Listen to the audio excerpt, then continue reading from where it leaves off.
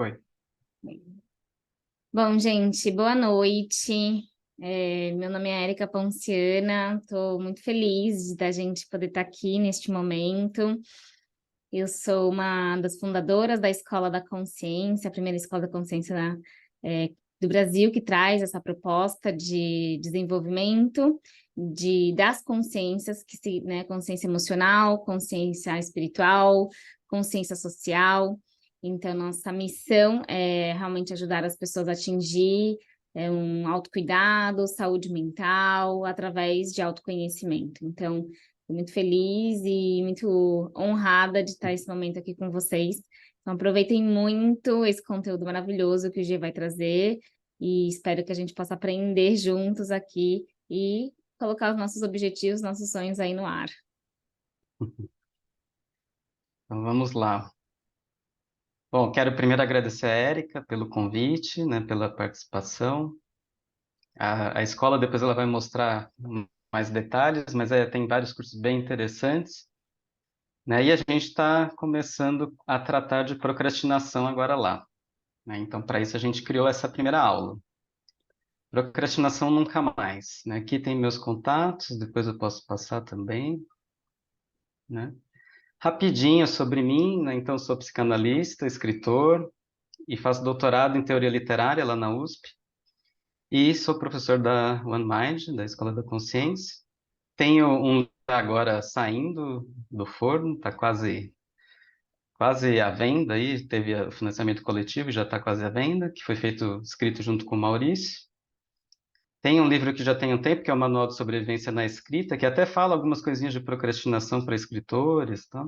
Ele deve ter uma versão nova impressa agora esse ano. E logo sai um Estranho Tão Familiar, que fala sobre literatura, estranhamento, um pouco dessa questão da consciência, assim, mais pelo viés da arte. E tem mais coisa lá no meu site, jorgeamaral.com.br. Bom, puxando até esse gancho da escola, eu queria começar falando um pouquinho com vocês sobre a questão da consciência versus automatismo, né? Eu vou conversar um pouquinho sobre isso, depois eu explico o que tem a ver com procrastinação, tá? Então, que consciência, né? Quando a gente fala de ter consciência, autoconsciência, autoconhecimento, consciência de si, né? A gente está querendo dizer o quê com isso, né? É esse questionamento, né? Esse enxergar a realidade de um outro jeito, perceber as coisas ao nosso redor e sobre nós mesmos e sobre os outros, né? Se abrir para uma certa dúvida, acabar com aquelas certezas fixas, as ideias fixas que travam o nosso conhecimento, né? Travam as nossas mudanças. Então, ter consciência nesse sentido é a gente poder olhar para cada coisa e até para nós mesmos como se fosse a primeira vez, assim, né? Como se a gente estivesse se olhando e vendo, nossa, mas quem eu sou de verdade? Por trás daquelas ilusões que a gente tende a colocar em cima de nós mesmos, em cima dos outros, né? Então, a ideia da escola é trazer esse novo olhar, né? E aqui a gente também vai falar um pouco sobre isso. E qual que é o inverso, né, de ter consciência? Mais ou menos o inverso, né? É viver num automatismo, numa espécie de sonambulismo, deixar que o nosso inconsciente dite as nossas ações, que a gente repita padrões. E aí, com isso, o que acontece? A gente sofre, não sabe bem por quê, tem uma fonte ali que não é perceptível, vive sem perceber o que acontece à volta, né, sem enxergar direito os outros, ou até a si mesmo ali, né?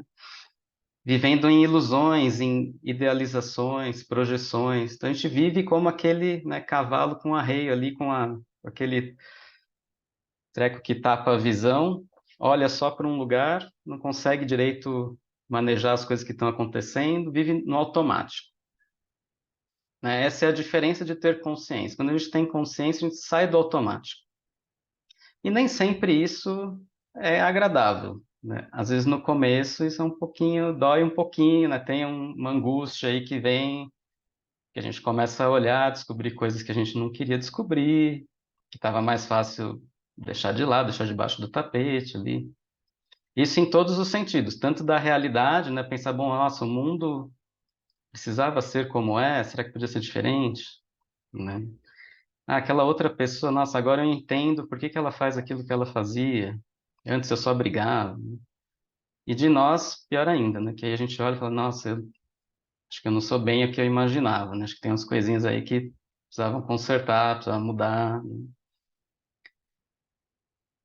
E aí, o que que isso tem a ver com a procrastinação, né? Que a ideia dessa aula, né, e dos cursos é que a gente não quer vencer a procrastinação criando mais automatismos. E se vocês pegarem muito da literatura, das aulas que tem por aí sobre procrastinação, eles vão falar, ah, somente faz, levanta e faz, conta até 5 e faz. O que que isso está criando? Está criando outro automatismo, outra fonte, né, de inconsciência. Você para de pensar e faz, né? Porque quando a gente pensa, a gente procrastina, como se fosse algo desse tipo, né? Então, a gente não quer isso. A gente não quer que vocês, né, tenham alguma fórmula mágica que vai fazer vocês jogarem os motivos da procrastinação para debaixo do tapete e simplesmente continuar fazendo como uma máquina, né? É isso que a gente não quer aqui. E por isso, né, a gente vai conversar um pouquinho sobre o que é procrastinar, né, que sociedade que a gente está, né, o que significa procrastinar nos dias de hoje, né, e o que são as motivações, as questões psicológicas por trás disso.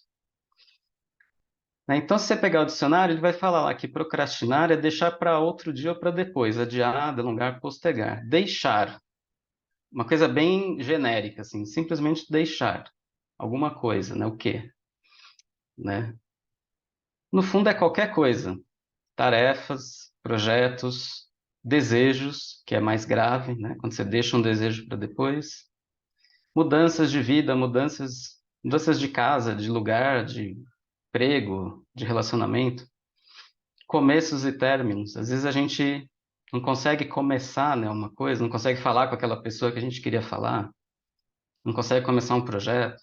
E às vezes não consegue terminar, fica estendendo eternamente, assim, aquela coisa que já está ali meio morta-viva, né? Ou seja uma relação, né? Seja às vezes um trabalho, e às vezes até coisas que a gente está, né? Projetos que a gente está ali alimentando e já não dão mais em nada, né? Conversas, né? A gente às vezes mora com alguém e não fala, então fica postergando uma conversa. Sofrimentos, isso é basicamente o que é procrastinar, é postergar um sofrimento, alguma coisa que vai trazer algo de ruim. Mas também a gente posterga prazeres, deleites, né? Porque eles podem trazer culpas, de repente, ou alguma coisa do tipo. Alguma coisa tem por trás. E até, eu coloquei aqui, né? A gente posterga a morte. O que que é viver se não é cada dia ir postergando um pouquinho a morte? Então, no fundo, né? A gente procrastina alguma coisa terrível lá no final. Ou que o nosso ego entende que é terrível. A morte é algo que com certeza vai acontecer, então a gente está vivendo o melhor possível, né, até chegar lá, evitando, né, se exercitando, tentando às vezes ser saudável ou não, né? Algumas pessoas não procrastinam isso, né? Então a gente tenta ali, né, o ego, nosso ego, essa instância que existe dentro de nós que media as coisas que a gente faz, que media a nossa relação com a realidade, com a realidade e com o nosso inconsciente, com a realidade e com nossas dores, né? Ele tenta ali, ele olha para essas coisas que estão num possível futuro, que podem ser ruins, e tenta eliminar, tenta afastar, né? É um mecanismo de defesa. Então, se o ego entende que, bom, se eu tiver um prazer X, isso vai me trazer uma culpa em seguida, então eu vou postergar as duas coisas, né? Vou postergar esse prazer e também junto o que viria de ruim depois. Ele sempre tenta deixar o ruim para depois, mesmo que com isso ele mande outras coisas junto, né? Isso, o que é ruim para a mente, para o corpo, mas principalmente para o sentimento, né? Emoções negativas. Então, muitas vezes a gente está procrastinando porque a gente está evitando alguma coisa de negativo que pode surgir se a gente fizer o que a gente queria fazer ou planejava fazer. Que, de novo, né? Postergamos algo bom porque ele pode ter algo de ruim por trás. Mas eu queria colocar uma dúvida em vocês, né? Pensando na questão da consciência, será que a gente está mesmo procrastinando quando a gente diz estar, ou quando a gente sofre por estar? A gente tem certeza disso, né? Então, eu queria falar um pouquinho sobre a nossa sociedade, essa sociedade de excesso, né, e uma sociedade de procrastinação. Quantas pessoas não sofrem disso? Tem esse autor que eu gosto bastante, que é o Byung-Chul Han, não sei se é assim que fala, mas ele é um coreano que vive na Alemanha, né, e ele escreveu esse livro, Sociedade do Cansaço, que é um livro fininho, mas bem potente, né? E lá ele traz algumas teorias sobre o que seria a sociedade de hoje, do século XXI, né? Algumas coisas eu não concordo, que ele fala sobre psicanálise, mas algumas outras são bem, assim, interessantes da gente pensar, né? Por exemplo, ele diz que nós somos sujeitos do desempenho, da produção sem limite, né? E de uma economia de si mesmo. Ou seja, quando a gente diz sujeito do desempenho, é que a gente está sujeitado ao desempenho, né? A gente está em função do desempenho. A gente não é mais aquele sujeito anterior, que era um sujeito do inconsciente, dos desejos, né? Um sujeito que queria, de alguma forma, conquistar um espaço na sociedade. Isso quase sumiu, assim. A gente vive um sujeito de si mesmo, uma economia de si mesmo, voltados muito para nós mesmos. Porque, teoricamente, a gente tem uma certa liberdade, né? Isso com várias aspas, porque não é todo mundo que tem liberdade, né? Uma certa liberdade de fazer o que pretende fazer, de se autogerenciar, mesmo às vezes quando a gente está numa empresa, né? Quantas empresas não dão um emprego para alguém com uma certa ideia de que a empresa está fazendo um favor em deixar a pessoa ali mostrar todo o seu desempenho, né, e crescer e ali naquele ambiente poder, né, aparecer e ser bem-sucedido, né? Então as empresas, muitas delas hoje têm essa ideia de que elas vão permitir a pessoa atingir o seu alto desempenho, a sua produtividade máxima, quase como um instrumento disso, né? Isso quando a gente não trabalha para nós mesmos, empreendedores, né? Ou quem trabalha home office, define seus horários, ou nós terapeutas, né? Que regulamos nossos próprios horários e rotinas. Então a gente vive nessa economia de si mesmo ali. E dentro, né, de uma sociedade do desempenho, a gente acaba tendo esse desejo que é de um inconsciente social, coletivo, de maximizar a produção o tempo todo. Uma autoprodução, né? Uma produção de nós mesmos. E o que acontece, né? Bom, se a gente foca em desempenho excessivo, né? Sempre mais, e a gente coloca lá como meta não atingir alguma coisa específica, mas está sempre fazendo mais e mais, achando que a gente pode ser ainda melhor mais, em algum momento a gente fracassa, né? Em algum momento a gente se frustra. E isso, segundo, né, o autor, é o que produz a depressão atual, né? E eu adicionei ali, né, que também produz ansiedade. E a gente está sempre atrás de um ideal que muitas vezes é impossível de chegar, né? E aí ele diz que é a época dos infartos psíquicos, porque a gente vai atrás tanto desse ideal de eu ali tão superior, tão super-homem ali, né, tão máquina de fazer que a gente infarta psiquicamente, um esgotamento da alma, né? E aí a gente aplica esse modelo para tudo na vida.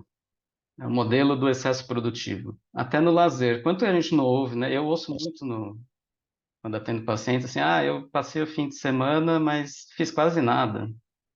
Não foi produtivo meu fim de semana, né? Não saí quase, não fui em vários lugares. Então, até na hora de lazer, na hora de uma viagem, ou na hora de um descanso, a gente está buscando produtividade. Então, a gente não descansa. A gente senta e ouve um podcast, né? A gente não sai para andar e ver a natureza, a gente sai para andar e fazer meditação ativa caminhando, né? A gente senta na natureza e precisa ler. A gente não tem mais, né, espaço. O excesso ocupa todos os nossos espaços de tempo e de pensamento. E o que acontece? A gente fica em guerra com nós mesmos, né? Cobrando mais, melhor, mais rápido, mais coisas ao mesmo tempo. E aí, não por acaso, esse é o século, né, das doenças psicológicas e neurológicas. Depressão, TDAH, que não se diz exatamente que seja uma doença, né, pode ser algo genético. Transtorno de personalidade limítrofe, os transtornos borderline, burnout, ansiedade. Ansiedade é raro achar alguém que não tem, né, atualmente. Então, uns dados: 9,3% dos brasileiros sofrem de ansiedade patológica, que é aquela de ter crise mesmo, né? Quase 10%. E eu acho que, assim, pelo menos 40, 50% tem algum nível de ansiedade, se não mais, né? E o Brasil é o segundo lugar em burnout. 32% dos trabalhadores sofrem com alguma complicação psicológica, não necessariamente burnout, mas alguma coisa que sofre. Ou seja, por que que o Brasil está entre os mais altos, né? A gente acaba pegando muito essa cultura do excesso, só que a gente não tem tantas condições quanto uma Alemanha, quanto os Estados Unidos para dar esse retorno que às vezes a gente espera, né? A gente ainda não é um país que tem toda essa riqueza, né? Todas essas ferramentas, essa possibilidade, serviços sociais, né, etc. Então a gente às vezes está se cobrando tanto quanto o Japão, sei lá, mas está derrapando, né? Está patinando. E aí está sofrendo frustração, está sofrendo burnout. E o que que significa estar inserido nessa sociedade, né, do excesso? Muitos estímulos, né? Estímulos de todos os lados, redes sociais, informação, jornais, celular, é áudio, é vídeo, é tudo, né? São pessoas trazendo coisas, informações, WhatsApp, né? Seja qualquer coisa, meme, né? Tudo que vem em excesso, informação, impulsos, né? São impulsos. A gente às vezes, né, não consegue dormir, pega o celular, tem mais ali um monte de impulsos que vão impedir a gente mais ainda de dormir. Isso fragmenta e destrói nossa atenção. Porque a atenção é aquela capacidade de você, né, parar um pouco e ver o que está em volta, olhar, né? Por isso eu coloquei o senhor ali, né, sentado simplesmente olhando. Que ele está atento, né? E a atenção pode ser ampla, não precisa ser focado em alguma coisa. Ele pode estar atento a tudo, mas ao mesmo tempo ele não está recebendo 1 milhão de informações, ele está controlando isso, né? Nesse sentido, né, a gente tem uma ideia assim, eu sou multitarefa, eu faço 1000 coisas ao mesmo tempo. Eu conheço gente que trabalha numa tela, vê filme na outra, deixa, às vezes, uma música tocando em outra, e se duvidar tem um joguinho ali na outra tela e ainda tem o celular apitando. Tem gente que faz isso literalmente, assim, várias telas, várias coisas acontecendo ao mesmo tempo, né? Aí a pessoa fala, nossa, mas eu sou multitarefa, sou muito bom, muito produtivo, né? Eu consigo fazer tudo ao mesmo tempo. Só que o que o Shu Han fala no livro é que a multitarefa é um estágio evolutivo dos animais selvagens. Porque ele não podia comer sem estar prestando atenção se não ia aparecer alguém para comer ele logo atrás. Eles não podiam dormir sem um olho meio aberto. Então, se ele estava multitarefa, estava fazendo duas coisas ao mesmo tempo, né? E com isso ele não poderia ter ali um aprofundamento contemplativo, que é o que nós podemos ter, né? Então, na verdade, o que o autor quer dizer é que é muito mais evoluído a gente ter uma atenção focada, né, e única do que a atenção fragmentada. A gente está, na verdade, retroagindo para um tipo de civilização mais selvagem, mais pautada em sobrevivência do que em contemplação, em pensamento. E aí, nesse sentido, dentro disso, o tédio foi completamente eliminado como uma coisa horrível, né? A gente, nossa, eu estou entediado, é pior do que estar, né, em guerra. É colonizado por serviços, mercadorias, né? As mercadorias ocuparam nosso espaço de tédio. E aí, demonizado, fugimos dele como algo terrível. E o tédio, às vezes, é um momento pode ser um momento de criatividade, um ócio criativo, né? Pode ser aquele momento de estímulo a você deixar que o seu cérebro faça conexões diferentes do que está acostumado, criar um pensamento crítico, criar consciência. Nesses momentos que a gente tem consciência, que a gente se permite olhar para alguma coisa sem aquele automatismo. Porque aqui, de novo, né, se a gente vive fragmentado em excessos, a gente só consegue dar conta se a gente estiver no automático, né, como uma máquina, girando ali, né, sem pensar muito. Se a gente parar para pensar, você perde o bonde né, do próximo estímulo ali, né? E aí uma frase dele aqui, né? O tédio profundo constitui o ponto alto do descanso espiritual. Pura inquietação não gera nada de novo, só reproduz e acelera o que já existe, né? Então, ele fala muito assim, né? Os filósofos, os pensadores, né? E até ele inclui assim os políticos, os artistas, né? Os poetas, tal. Essas pessoas têm que ter um momento ali de tédio para poder sair do que é sempre igual, né? Senão a gente vai estar sempre fazendo alguma coisa que a gente já fez antes, que é mais rápido, né? Que é mais fácil. Para a gente conseguir pensar em algo que não existe, né? Que sai das convenções ou que não está super enraizado na sociedade, a gente tem que se permitir um tédio, se permitir, né, essa atenção livre, permitir um espaço, a gente tem que ter um espaço mental, né? E se estamos sempre fazendo, até quando fazemos nada, que eu coloquei isso porque é uma espécie de expressão que a gente usa, né? O que você está fazendo? Ah, estou fazendo nada, fazendo vários nadas. Mas vocês percebem que fazer vários nadas é fazer alguma coisa, né? Mesmo que seja nada. A gente usa o verbo no ativo ali. A gente está sempre no ativo, nunca é um não fazer. O que você vai fazer? Não vou fazer. Nem nada, simplesmente não vou fazer. A gente não se permite o negativo, a gente está sempre na ação, né? Sempre no mais um pouco. E raramente a gente está fazendo nada, a gente está sempre ouvindo alguma coisa, né? Ou raciocinando algum problema, alguma coisa a gente está ocupando. Mas e aí, né? Bom, a gente está falando de procrastinação. O que significa procrastinar, né, nessa sociedade? Né? Eu trouxe isso para a gente pensar um pouquinho, para criar mesmo que uma provocação, assim, né? Será que a gente não está se colocando tarefas, coisas demais, e por isso você está procrastinando?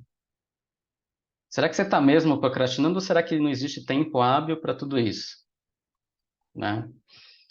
Será que a gente não está esgotado no meio de um burnout, não consegue fazer porque nossa mente já está ali falando, né, e não dá conta?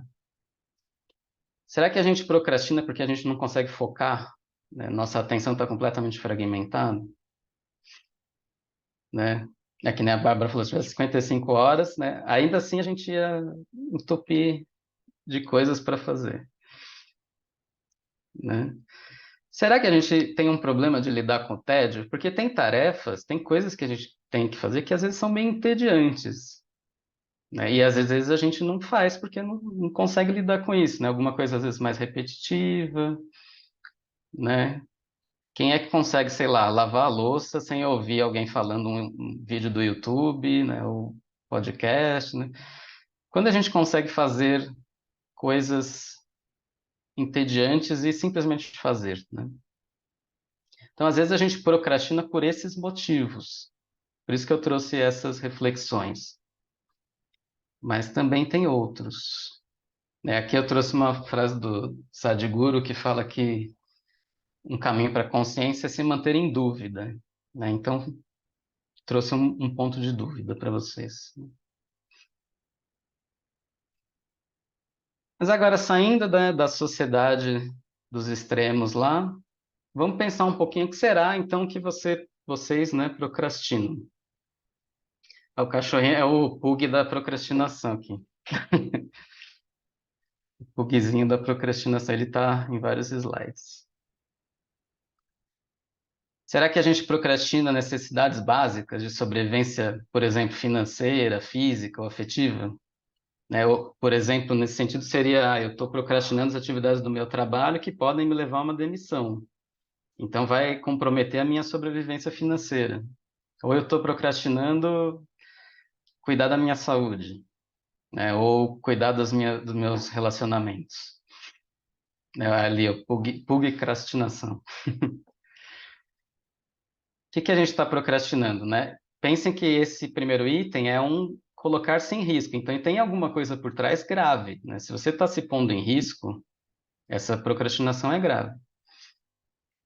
São exigências dessa sociedade do cansaço, né? Ou seja, fazer mais, né? Ocupar mais, melhor as poucas horas do dia, as poucas 24 horas do dia, né?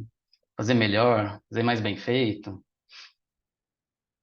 São exigências do seu círculo social, familiar, amigos, né? Que não precisa necessariamente alguém estar te cobrando, mas que você percebe, né, que para fazer parte daquilo, você tem que cumprir com certas expectativas. Ah, todo mundo faz. Ah, todo mundo, né, trabalha mais que eu. Todo mundo trabalha, faz uma pós e cuida de alguma coisa e mantém as plantas vivas, né, e etc, né? Mas eu não consigo.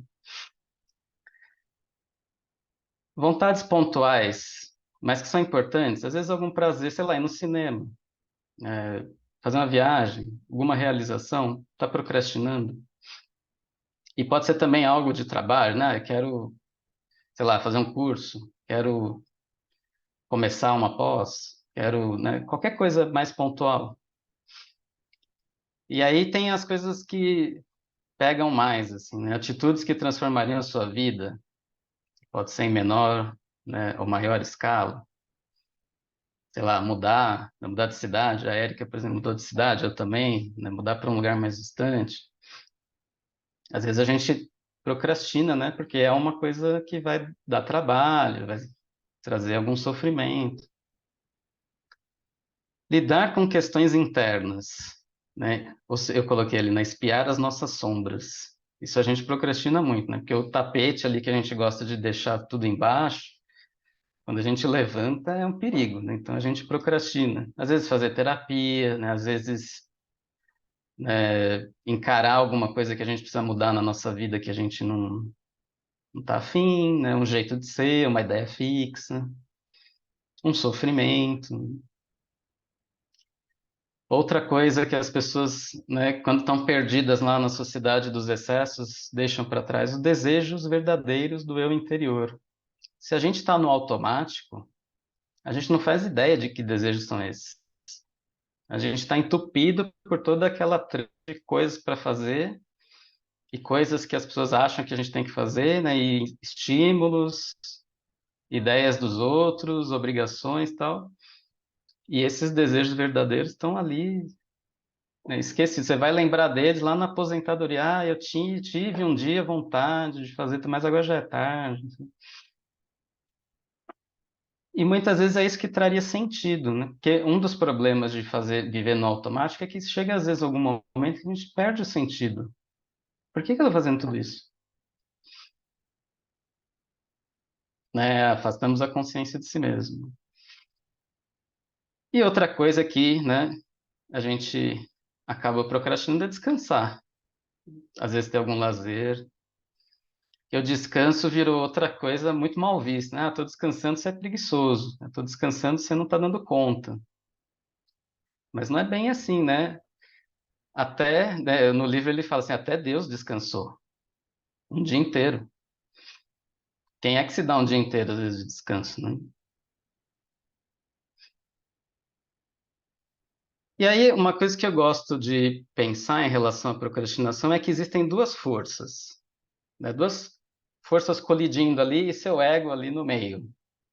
Né? Peguei o pugzinho meio vesgo aí, porque ele está olhando para as duas forças.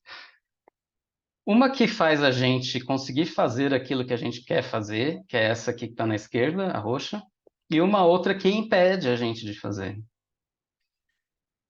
Né? E aí, a favor da gente tem pode ter o desejo, um desejo interno verdadeiro, vontades, as necessidades mesmo. Eu preciso pagar os meus boletos, eu preciso trabalhar, eu preciso comer, coisas básicas. Pertencimento, né? Fazer parte de grupos, agradar as pessoas de alguma forma, né? Ter contato social. Aprovação, a gente, por mais que isso muitas vezes seja visto como negativo, a gente precisa disso, né? Afeto, né? Também a gente pode ir atrás de alguma coisa porque quer estar próximo de alguém, ou fazer parte de algum grupo. Obrigações, né? Às vezes o chefe manda, a gente faz. Atividade, tem gente que faz, né, sem pensar muito. Então isso é uma força a favor, né? Tédio também pode mover a gente atrás de outra coisa. E às vezes até sentimentos ruins, como a culpa. Ah, se sente culpado, isso te motiva, sei lá, ir pedir desculpa para alguém. Te motiva a fazer mais porque você está culpado que você não produz o suficiente. N coisas. Então, não significa que é só coisas boas que estão ali nas forças a favor. Às vezes, algum sentimento negativo te impulsiona a tomar atitudes, né? E do outro lado, o que que tem? Medos, né? Medo do fracasso, medo do sucesso que a gente pode ter, né? Às vezes, o que que significa? Isso é comum entre escritores, por exemplo. Bom, o que que significa eu terminar meu livro? Significa que alguém vai ler. Significa que alguma editora você pode querer mandar para alguém e vai tomar um. Significa que você talvez não vai pôr à venda e não venda, né? Significa um monte de coisa. Não é só terminar, né? Perfeccionismo. Quem, né, fica ali, eu preciso fazer mais um curso ali antes de começar a fazer tal coisa. Não, isso aqui, deixa eu revisar de novo, né? Eu falo essas coisas porque algumas eu faço, assim, né? Não tenham dúvida. Fuga das frustrações. Não consigo lidar com certas frustrações, com alguém, né, me dizer um não, ou com alguma coisa que vai dar errado, pode dar errado. Se eu tentar, né, vou tentar abrir uma empresa, pode não dar certo. É uma frustração. Dúvidas, a gente está perdido, um monte de dúvidas. Angústia, por N motivos, a angústia vem de várias fontes, né? Às vezes de questões infantis que estão ali, né, batendo na gente. A depressão pode ser resultado do excesso de coisas, pode ser outras questões, pode ser luto, pode ser tristeza. Cansaço impede a gente de agir. Falta de sentido, como eu falei, chega às vezes um momento da nossa vida que a gente para e queria um pouquinho de sentido, assim, né? E olha para trás e fala, "Não, nada disso está fazendo sentido, e agora, né?" Então, isso trava a gente. Falta de condições ambientais, ou seja, nem sempre a gente tem condições em casa, né? Sei lá, às vezes você tem que cuidar do seu filho, você tem que dar conta de organizar as coisas que estão acontecendo. Sei lá, estourou um cano na sua casa, por isso você não conseguiu fazer alguma coisa. Às vezes tem gente te atrapalhando, às vezes tem, né, sei lá, pandemia, né, um motivo ambiental que causou vários problemas, né, coisas que vão além do seu controle, né? E eu coloquei ali culpa de novo para mostrar que às vezes o mesmo sentimento pode te mobilizar para uma atividade ou pode te atravessar, né, e te fazer paralisar. E ali no meio está o ego tentando, de algum jeito, lidar com tudo isso. Puxa, se eu fizer tal coisa, o que acontece dessa lista? Não sei, mas se eu não fizer, também tem a outra coisa ali que está me motivando, né? E aí é uma rede de possibilidades, né? De sofrimentos ou de satisfações que fica ali em jogo. Então, essa lista é gigante, assim, né? Eu não vou tratar de tudo hoje, trato isso lá no curso que a gente tem. Mas é legal vocês pensarem, né? Que será, né? Daquela coisa que eu estou procrastinando, o que me motiva e o que me impede? Quais são as forças, né? E aí eu listei para ficar mais fácil, fiz ali 3 grupinhos. Então, a gente tem como motivadores forças interiores, que vêm ali do nosso self, sejam conscientes ou inconscientes, e sejam neuróticas ou não, não importa, eles são coisas dentro de nós que estão nos mobilizando. Tem as forças exteriores, que a gente pega de fora, o que os outros acham, o que todo mundo faz, o que a gente acha que os outros esperam, condicionam. E tem outras forças exteriores que são o inconsciente coletivo, que é, por exemplo, a sociedade do cansaço, a ideia de que a gente tem que fazer mais e melhor, mais e melhor. Então tem coisas externas e internas, e também do outro lado, que trava a gente. Então tem travas interiores, complexos, neuroses, medos, questões inconscientes, normalmente inconscientes, né? Mas pode ser que algumas pessoas até tenham clareza do que é o medo que está travando ali, né? Restrições ambientais, como eu falei, né? Casa, país, economia. Às vezes a gente não tem dinheiro para fazer uma coisa que a gente quer fazer, né? É uma trava ambiental, uma trava socioeconômica. Forças exteriores com reflexos físicos, ou seja, coisas, né, que estão ali nesse exterior que impedem a nossa saúde. Como eu falei lá, um burnout, uma depressão, um cansaço extremo, uma falta de foco. Tudo isso, né, tá ali, no meio disso está ali a procrastinação. O que eu mais procrastino, o que eu menos procrastino, o que eu consigo fazer disso tudo. Porque no fim é isso. Nesse caso, o que é que a gente consegue realmente fazer? O que a gente quer fazer, né? A Bárbara falou do gato. O gato me atrapalha também. Ele pede para ligar o chuveiro, ele me atrapalha, me desconcentra. E agora a Érica vai falar um pouquinho para a gente sobre a atenção plena. Aí, em seguida, a gente vai para uma prática. Quero que vocês se entediem e se concentrem um pouco. Vou É, parar aqui. então, pode deixar, Gê. Pode deixar. Deixa, tá. Não. Na hora da prática eu tiro. Então, pessoal, a base aqui da escola é a consciência, a gente entende que para a gente desenvolver consciência, a gente precisa ter presença. Sem presença, então, qualquer curso, qualquer coisa que a gente faz, a gente parte da atenção plena, da presença. Não sei se vocês já ouviram falar, mas mindfulness é um estado da mente de atenção. É um estado sereno, um estado calmo, que já é um estado que todos nós temos em mente. Mas com a explicação do G, a gente vem numa sociedade que agita muito a nossa mente, então toda essa agitação faz a gente ficar nesse processo de futuro e de passado, com pensamentos totalmente desorganizados, pensamentos inconscientes, ou seja, diversos pensamentos que a gente tem durante o nosso dia, né? Chega até 70 mil pensamentos por dia, e a gente não tem consciência deles. Então, o mindfulness é um treinamento de atenção para desenvolver a capacidade de você perceber os seus pensamentos. Para nós, no mindfulness, os pensamentos são só pensamentos, e eu escolho qual pensamento eu quero contar uma história. Então, quando a gente treina mindfulness, não é só o pensamento, mas eu começo a perceber, por exemplo, na procrastinação. Eu tinha um hábito de estou trabalhando, aí eu percebi com mindfulness, então o mindfulness faz você tomar consciência antes de você agir, né, com o treino. Então, eu percebia que quando eu estava trabalhando e eu me entediava, as minhas fugas era ou o Instagram, ou eu ia buscar uma outra coisa e ficava, tipo, mudando de tela, assim, aleatoriamente. Não sei se alguém já fez isso. Esse não volta nunca mais. Gente, tipo, e aí volta aquilo tudo que o G falou, né? E volta a angústia, por que que eu não fiz, passou as horas. Com mindfulness, com treinamento de mindfulness, a gente consegue perceber e voltar mais rápido para aí. O que eu tinha que fazer mesmo? Saindo desse automatismo que nos suga.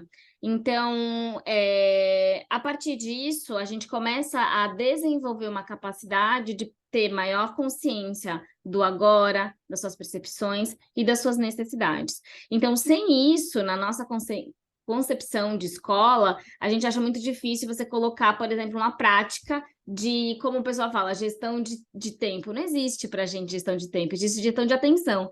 Então, quando a gente traz esse lugar, a gente começa a perceber que a gente descansa, porque o pensamento acelerado cansa muito. Então, quando eu pratico mindfulness, eu trago uma calma interna, uma mente mais calma, e uma mente mais calma traz mais recuperação de estresse, de ansiedade, de burnout, por exemplo. Então, a minha proposta aqui é propor para vocês uma prática de mindfulness que vai para a gente entender como é que tá por aí essa atenção plena, tá? Então, tem alguns alunos da OneMind aqui que treinam, E isso é independente, né? Porque quando a gente treina mindfulness é como um músculo, a gente vai treinando essa atenção e a gente vai realmente deixando a nossa atenção muito purificada, muito aguçada, então nada você perde da sua consciência, você mantém a tua consciência. Na One Mind, a gente entende que a consciência, ela existe apenas no momento presente. Então, toda vez que eu estou presente, eu estou consciente e fazendo escolhas conscientes, tá? Então, bora praticar? Vamos experimentar essa consciência de atenção plena? Topam? Então, deixa eu colocar aqui. O que que eu vou convidar vocês? Para praticar, é bem simples. Eu vou fazer o convite que vocês encontrem uma postura confortável. Então, a primeira coisa é você ajustar a tua postura, perceber o teu corpo e encontrar uma postura que você saiba que você não precisa ficar mexendo muito, mas uma postura que você possa realmente ficar relaxado, mas ativo. As suas mãos você pode colocar sobre o seu colo. Os olhos você pode escolher deixar aberto, mas olhando para um olhar fixo, ou fechá-los para evitar distrações, tá? O queixo paralelo ao solo. Então, para quem escolheu fechar os olhos, deixar semi-abertos, eu gostaria que você pudesse, então, trazer a tua atenção inicialmente para o teu corpo.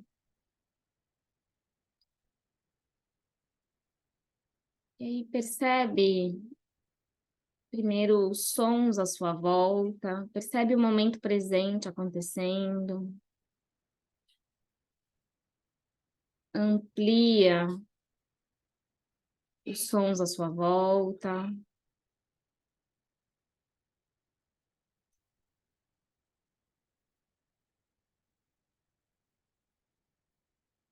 Então, vai trazendo a sua consciência para sentir e perceber o teu corpo sentado nessa cadeira.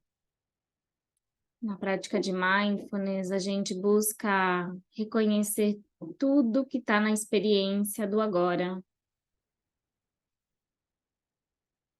Então, toma consciência dos seus pés, percebe as suas pernas.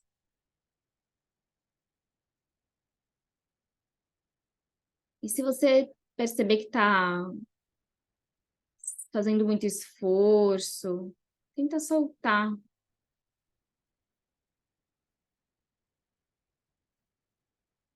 Vai deixando que essa consciência vai habitando o teu corpo, saindo da cabeça e habitando ali a tua coluna. Percebe a tua coluna desde a base até o pescoço.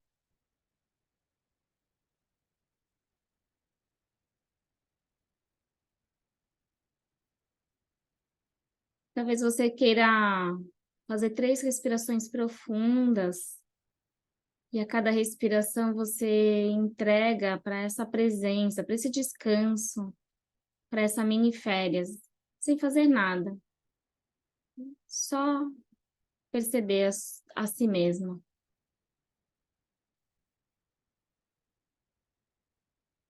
Então, pode ir soltando os ombros, braços e as mãos.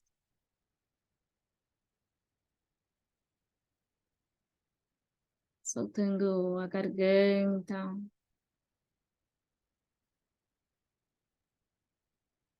Tomando consciência da sua face. Às vezes a gente vai acumulando diversas tensões durante o nosso dia. Não precisa, então você pode soltar um pouco o maxilar, relaxar os olhos.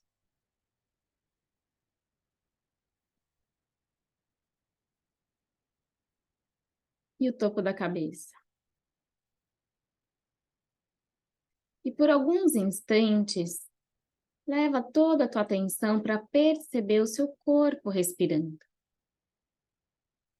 Lembra, o pensamento ele não é muito importante nesse momento agora. Nem está acontecendo o que está na tua mente. Então, se a maneira que a gente usa no Mindfulness para acalmar a mente discursiva é um comando subjetivo, que é a atenção em um ponto. Nesse caso, a gente vai usar o apoio da respiração. Então, eu vou ficar em silêncio por alguns segundos para você perceber o teu corpo respirando e o início da sua próxima respiração, mantendo toda a tua atenção no inspirar e expirar. E se você se distrair, se perder, lembra de sentir a próxima respiração. Pratique a atenção plena por alguns instantes.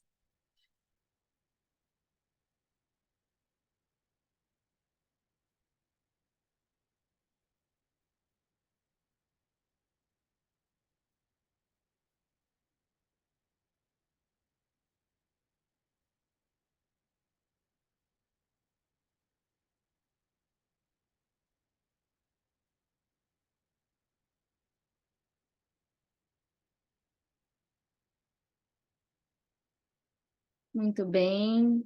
Então, não importa a qualidade neste momento da sua atenção, é importante de você perceber quantos segundos sua mente escapa, olhar e retomar. Se você conseguiu fazer isso, você conseguiu praticar mindfulness e tomar decisões. Então, inspira, solta, inspira e solta. E no seu tempo, de forma amorosa e gentil, você pode ir movimentando o teu corpo. Na prática de consciência, a gente nunca sai da prática, então, daqui em diante, mantém consciência do que você está sentindo, percebendo. Quando você sentir bem, abrindo os olhos.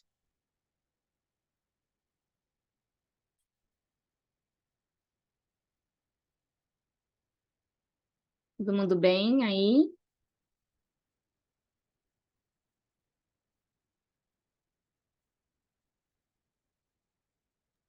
Dizem no chat se estão aí vivos, ninguém dormiu, como foi? Bom, e aproveitando essa consciência maior, aproveitem e respondam essas perguntas para vocês. Pode ser um papel, pode ser no chat, ou pensem sobre, né? Que tipo de ação vocês mais têm procrastinado na vida, ao longo da vida? Que tipo, né? Que classificação de todas aquelas que eu falei, né? Que tipo de ação? O que que vocês acham que fez vocês tomarem essa atitude de procrastinar?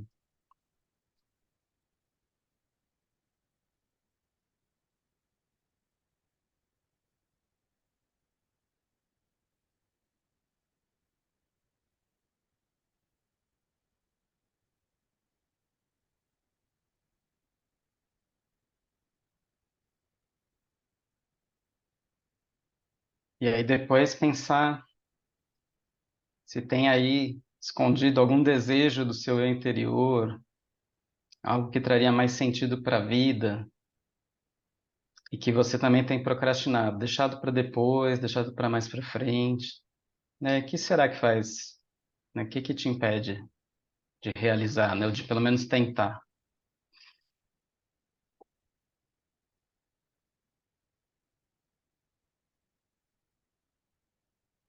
Bom, agora vamos interromper um pouquinho a gravação, se o pessoal quiser comentar.